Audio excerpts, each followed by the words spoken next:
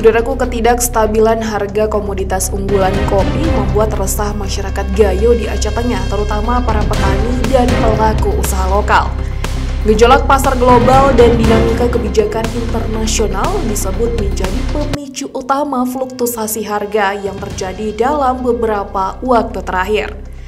Juar, seorang petani kopi di Kecamatan Jagung Jegat pada Rabu 16 April 2025, mengaku khawatir terhadap penurunan harga kopi gelondong merah.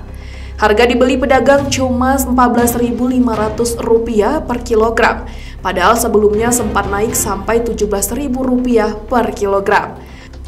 Kondisi ini menurutnya sangat memberatkan petani, terlebih menjelang musim panen utama.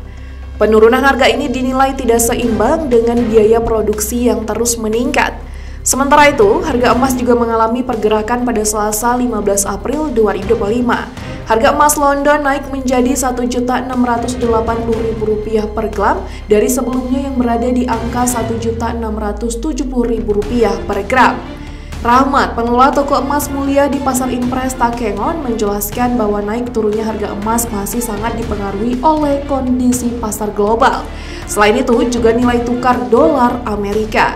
Ia mengatakan sudah lebih dari sebulan harga terus naik karena efek ketegangan global dan gejolak ekonomi dunia.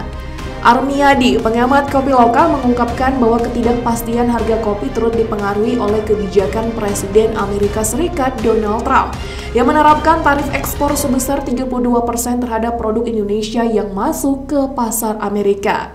Ia menambahkan bahwa penurunan harga paling dirasakan di wilayah-wilayah yang kekurangan akses informasi, di mana wilayah kota harga kembali naik hingga Rp18.000 sampai Rp20.000 per kilogram.